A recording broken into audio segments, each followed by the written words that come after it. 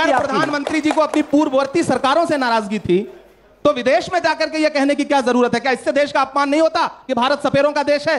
भारत में पैदा होना। नरेंद्र भाई मोदी जब गुजरात के मुख्यमंत्री थे तो अमेरिका जाने के लिए आप ही के नेता उस टाइम तो वीजा न मिले इसके लिए सिफारिश किया करते थे। अब वीजा अमेरिका नहीं दे रहा था, उसमें भी कांग्रेस का हाथ।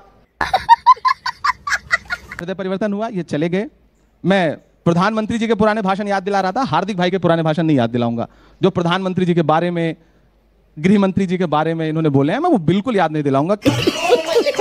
दोस्तों, एक टाइम पे कांग्रेस पार्टी में झाड़ू लगाने वाला हार्दिक पांडे पीएम मोदी को जो है कोसता रहता था, फिर अचानक से जा करके भाजपा को ज्वाइन कर लेता है। उसके बाद लोकप्रिय नेता इमरान प्रतापगढ़ी से जो है क्या नाम है एक डिबेट में उसकी मुलाकात हो जाती है, तो लोकप्रिय शायर इमरान प्रतापगढ़ी उसको अच्छे से जो है क्या नाम है शायरी सुना करके उसकी धुलाई कर रहे थे। आज उसी वीडियो को रिएक्ट करने वाले आप लोग इस वीडियो को शुरू से लास्ट तक जरूर देखें, काफी इंटरेस्टिंग वीडियो है।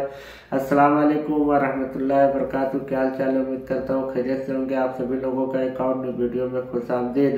चैनल पर पहली बार आए तो प्लीज चैनल को सब्सक्राइब करके बेल आइकन प्रेस कर ले ताकि आने वाली हर वीडियो का नोटिफिकेशन आप लोग के मोबाइल पर पहुंचता रहे। अगर चलते हैं वीडियो को शुरू करते हैं। पिक्चर चालू करो बे। बहुत महत्वपूर्ण बात इन्होंने कही कि देश के बाहर जा करके देश के बारे में कुछ बुरा नहीं कहना चाहिए। बहुत अच्छी बात है। मेरा ख्याल है कि एक बार हार्दिक भाई को प्रधानमंत्री जी का प्रधानमंत्री रहते हुए शंघाई में, कैलिफोर्निया में, अमेरिका में, दोहा में तमाम उनके पुराने भाषण सुनने चाहिए, जिसमें वो कह रहे हैं कि भारत सपेरों का देश है, हिंदुस्तान में पैदा होना पाप है। ये किसके भाषण है? ये प्रधानमंत्री जी के भाषण है। अरे बाप रे, ये तो धोती खोल रहा है। राहुल गांधी जी ने क्या कहा? नहीं, आपके पास अगर ऐसा कोई भाषण है तो सुनाना चाहिए। बिल्कुल, अभी आपको यूट्यूब पूरा भरा पड़ा है, मैं आपको सुना दूंगा। भरा पड़ा नहीं, आपका तो दिखाई देता है ना। प्रतीक जी देश के प्रधानमंत्री नरेंद्र भाई मोदी, मैं इमरान भाई, आप हमारे दोस्त हैं, आपको सुनाना चाहिए। लगता है तुम गू खा के ही मानोगे। चलो भाई, देखो अब मैं क्या करता हूँ।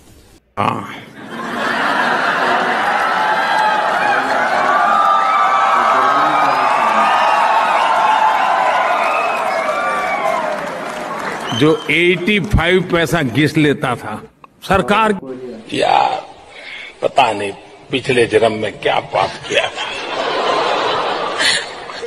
हिंदुस्तान में पैदा हुए। ये कोई देश है? ये कोई सरकार है? ये कोई लोग है?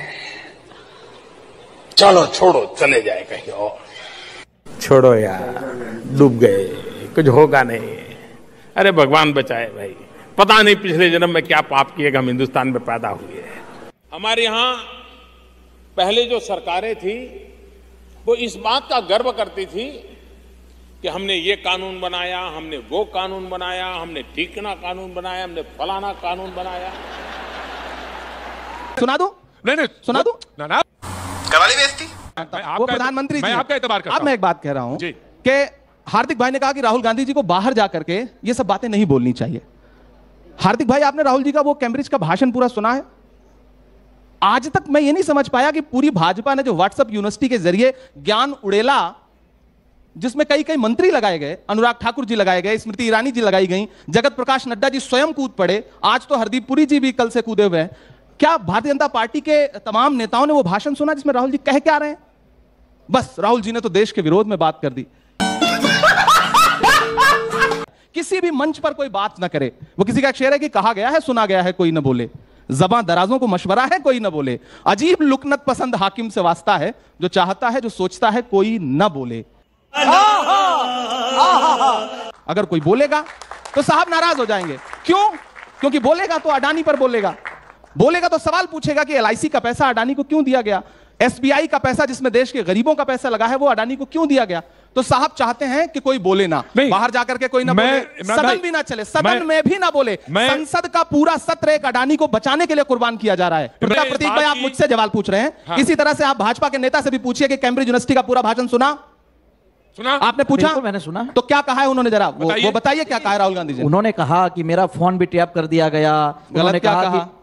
इसमें कौन सा लोकतंत्र का हनन हो गया? अरे भाई, भारत के इसमें कौन सा अपमान? इमरान भाई, अगर आपको भारत में भारतीय जनता पार्टी के किसी भी नेता से नाराजगी है तो आप उनको टारगेट कीजिए, हमें कोई दिक्कत नहीं है। लेकिन बाहर जाकर अगर आप ये कहेंगे कि भारत में ये चल रहा है तो 4-5 नेता नहीं, पूरा भारत बोलेगा आपके खिलाफ। अभी बताता है भाई, अभी बताता है। अभी तूने उंगली किया ना, अभी बताते। अगर प्रधानमंत्री जी को अपनी पूर्ववर्ती सरकारों से नाराजगी थी तो विदेश में जाकर के यह कहने की क्या जरूरत है? क्या इससे देश का अपमान नहीं होता कि भारत सपेरों का देश है? मुझे कैसे भी करके निकाल मेरे भाई, मैं फंस गया हूँ यहाँ। भारत में पैदा होना। नरेंद्र भाई मोदी जब गुजरात के मुख्यमंत्री थे तो अमेरिका जाने के लिए आप ही के नेता उस टाइम तो वीजा न मिले इसके लिए सिफारिश किया करते थे। अब वीजा अमेरिका नहीं दे रहा था, उसमें भी कांग्रेस का हाथ। हर चीज में नेहरू जी का हाथ, हर चीज में कांग्रेस का हाथ। आपके लिए कितना कांग्रेस का रोना रोएंगे? हर चीज में अडानी पर ही हाथ डाल रहे हैं ना। अडानी पे सवाल ना करें। अडानी पे इतना उछल क्यों जाती है पूरी भाजपा? मैं आपको बताऊं प्रतीक जी, जिस दिन से सत्र शुरू हुआ, आप अडानी पर भी, और दूसरी बात ये भी है, जिस दिन से सत्र शुरू हुआ, सुनिए, आप भी अडानी और अंबानी पर सबसे ज्यादा जोर डालते हैं ना। जिस दिन से सत्र शुरू हुआ है, राहुल गांधी जी के भाषण के बाद जिस दिन से सत्र शुरू हुआ, 1 मिनट भी सदन नहीं चला। क्यों? क्योंकि पूरी भाजपा खड़ी हो जाती है और सदन को स्थगित करा देती है। संसदीय इतिहास में पहली बार ऐसा हो रहा है कि सत्ता पक्ष सदन को स्थगित करवा रहा है, हमें सदन में बोलने नहीं दिया जा रहा। जिस दिन राहुल जी लौट के आए, अगले दिन पूरी कांग्रेस खड़े होकर कह रही थी भाई आप राहुल गांधी जी से कह रहे हो कि माफी मांगो, तो राहुल गांधी जी आ गए। राहुल गांधी जी ने कहा हमें बोलने का मौका दीजिए। पूरा सदन म्यूट कर दिया गया। आपने विजुअल देखे होंगे। अगर हम करें तो करें क्या, बोले तो बोले क्या? तो आप हमें बताइए कि फिर इस देश में लोकतंत्र है ना? विपक्ष को बोलने की आजादी, बोलने का मौका अगर संसद में भी नहीं मिलेगा। वो विजुअल आपने नहीं देखा कि जब सारी विपक्षी पार्टियों के सांसद मार्च कर रहे हैं, एक तरफ देश के लोकतंत्र का सबसे बड़ा घर और एक तरफ महामहिम राष्ट्रपति जी का आवास और बीच में विजय चौक और कम से कम सैकड़ों से ज्यादा, हजारों कह सकता हूं तादाद में पुलिस फोर्स और बीच में तकरीबन 200 सांसद। क्या आपको नहीं लगता कि लोकतंत्र को बिल्कुल बंधक बनाने की स्थिति बना दी गई है? तुम्हें शर्म है? कुछ शर्म आया है? चर्चा है बुलडोजर की, मैं वहां आता हूं। जहां चाहे आप वहां चलें। हाँ, नहीं आपकी जहां इच्छा हो वहीं ले चलेंगे। तो बुलडोजर की चर्चा है, मॉडल की बड़ी चर्चा है। अच्छा, बंद कर दीजिए अदालतें ना, बंद कर दीजिए अदालतें, बुलडोजर से न्याय करवाइए। देश के हर राज्य में अदालत का कोई काम नहीं है। आपको लगता है कि प्रतीक गलत है, प्रतीक का घर गिरा दीजिए। प्रतीक के बीवी, प्रतीक के बच्चे, प्रतीक के पिता, प्रतीक के कोई भी कहां रहेगा उससे कोई मतलब नहीं। भारत का संविधान यही कहता है। प्रतीक अगर आपको यही न्याय लगता है, वो अतीक हो, वो धनंजय हो, वो ब्रजेश सिंह हो, वो मुख्तार हो, वो कोई भी हो, कर दीजिए न्याय। इसी से अगर यही न्याय है तो न्याय करिए। फिर अदालतों की आवश्यकता लगती है आपको? जनाब देखिए, योगी आपको बता तो मुझे आनंद होता है कि योगी आदित्यनाथ जी का मेरी असेंबली में रोड शो था। मैं 25 बुलडोजर लाया था उनकी रोड शो में।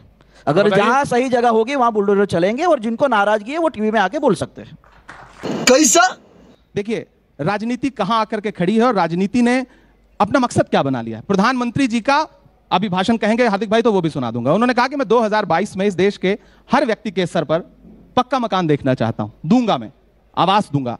मैं मध्य प्रदेश के ऐसे, आपको डॉक्यूमेंट दे दूंगा, ऐसे ऐसे लोगों के मकान तोड़े गए जो प्रधानमंत्री आवास योजना से बने थे। गलती किसकी है? जांच का विषय हो सकता है। जांच का पहले घर तोड़ दीजिए, फिर जांच का विषय है। अदालतें बंद कर दीजिए, बंद कर दीजिए अदालतें। न्यायपालिका की आवश्यकता आपको महसूस होती है फिर? अरे क्यों नहीं, हम न्याय के एक लैंड है, लॉ ऑफ द लैंड है। तो फिर न्याय कौन करेगा? न्यायालय करेगा। नेताजी गुस्से में हैं, घर तोड़वा देंगे। लेकिन आपने कहा राजनीति, दरोगा जी गुस्से में हैं, एसडीएम साहब गुस्से में हैं, घर तोड़ देंगे। 399 सीटों पर आप लड़े उत्तर प्रदेश पे, 387 पर जमानत जब्त हो गई। आप देख ही रहे हैं। प्रतीक जी, मैं बहुत संवेदनशीलता के साथ एक बात कहना चाहता हूं। अब ये मत बताइएगा, अब ये मत कहिए कि हम चुनाव लड़ रहे हैं, जीत हार हमारी राजनीति में नहीं है। सामान्य तरीके से बहुत संवेदनशीलता से एक बात कह रहा हूं। क्या जीत ही हर चीज का पैमाना है? वाह, तो आप क्या जीत ही तय करेगा कि जो गलत है वो भी सही है?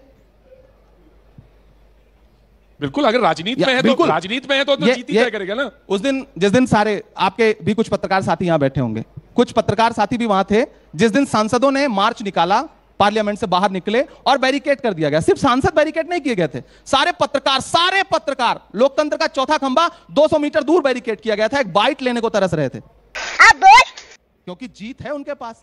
तो अगर जीत ही सब कुछ पैमाना है तो जितने संस्थान है सब ढहा दीजिए, मीडिया को बैरिकेड कर दीजिए। संभल याद है, संजय राणा नाम का छोटा सा पत्रकार मंत्री गुलाबो देवी से उसने सवाल कर लिया, अगले दिन जेल में था। जीत पैमाना है तो यह भी बर्दाश्त करिए। जितने संस्थान है सबको कुचल दीजिए। ये यहां बातें बैठ के कहना बहुत आसान है। जमुना उपाध्याय का एक शेर है, ये चुनर धानी धानी भूल जाते, ये पूर्वा की रवानी भूल जाते, जो आकर 4 दिन गांव में रहते तो सारी लंतरानी भूल जाते। क्या बात है। हार्दिक अच्छे व्यक्ति हैं, हमारे पुराने सहयोगी हैं। हमने बहुत सारी जगहों पे साथ चुनाव प्रचार किया है, हमारे साथ ही थे। फिर इनका हृदय परिवर्तन हुआ और ये उधर अच्छी जगह चले गए। और मजे की बात यह है, सॉरी इमरान भाई, और गजब की बात यह कि सिर्फ मेरा ही हृदय परिवर्तन नहीं हुआ, जहां से मैं चुनाव लड़ा वहां 52,000 वोटों से मैं जीता हूं, लोगों का भी हृदय परिवर्तन हुआ है। और बड़ी डिफिकल्ट कॉन्स्टिट्यूंसी, 10 साल से कांग्रेस थी इनकी, डिफिकल्ट कॉन्स्टिट्यूंसी, और हमारे कारण एक बार जीते थे, इस बार हराया है। हाँ, इनका हृदय परिवर्तन हुआ, ये चले गए। मैं प्रधानमंत्री जी के पुराने भाषण याद दिला रहा था, हार्दिक भाई के पुराने भाषण नहीं याद दिलाऊंगा। जो प्रधानमंत्री जी के बारे में, गृह मंत्री जी के बारे में इन्होंने बोले हैं, मैं वो बिल्कुल याद नहीं दिलाऊंगा, क्योंकि ये हमारे अच्छे मित्र हैं।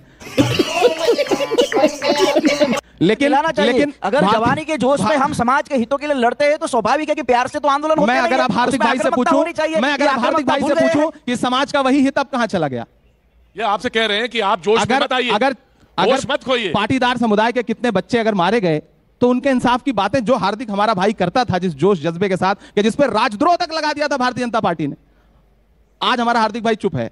तो साला ये दुख का खत्म नहीं होता बे। मैं कोई सवाल नहीं खड़ा करूंगा। हम संसद में जो व्हाट्सएप देखा है, किसी ने भेजा है कि सवाल पूछ लीजिए। मैं तो ऊपर वाले की इतनी मेहर है कि मुझे व्हाट्सएप यूनिवर्सिटी से ज्ञान प्राप्त करने की कोई आवश्यकता नहीं है, और मैं व्हाट्सएप यूनिवर्सिटी ज्ञान प्राप्त करके नहीं बोल रहा हूं, मैं सामान्य बातें कह रहा हूं। वो हार्दिक भाई भी मानेंगे कि जब इन्हें गुजरात से बाहर कर दिया गया था, राज्य बदर जिसको बोलते हैं, हालांकि तो उसके बाद इनके वो सरकार ने इनके साथ किया था। आज वो आंदोलन में ऐसा ही होता है मेरे भाई, आंदोलन ऐसे ही खत्म होते और चुप कर पे कुत्ते। इसी कारण इमरान भाई पूरे हिंदुस्तान में पहली बार आंदोलन रिजर्वेशन पारित हुआ है। जिन सरकारों के खिलाफ आंदोलन हो रहे थे, प्रधानमंत्री और गृह मंत्री जी के खिलाफ हार्दिक भाई पूरे जोश और जज्बे से बोला करते थे, फिर एक दिन ऐसा हृदय परिवर्तन हुआ कि आज नरेंद्र मोदी 40 पढ़ने।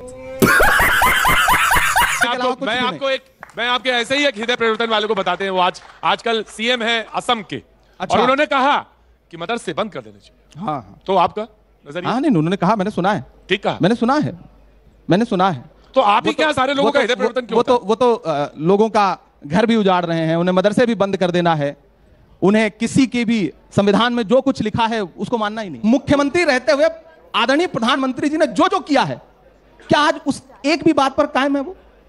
वो बताएंगे उनको। आधार कार्ड का विरोध उन्होंने किया, मनरेगा का विरोध उन्होंने किया, ये कहते थे कि सीबीआई का सबसे ज्यादा दुरुपयोग सरकारें करती हैं, चुनाव सीबीआई के जरिए लड़े जाते हैं। आज प्रधानमंत्री जी सुनने को तैयार नहीं, ऐसी चुप्पी ओढ़ ली है उन्होंने कि अडानी के मुद्दे पे एक शब्द संसद में आके बोलते हैं कि प्रधानमंत्री बनने से पहले देश नहीं था क्या? तब जाकर के विदेश में कहने की क्या आवश्यकता है कि भारत तो सपेरों का देश था। आज क्या नारा है? राहुल गांधी माफी मांगो।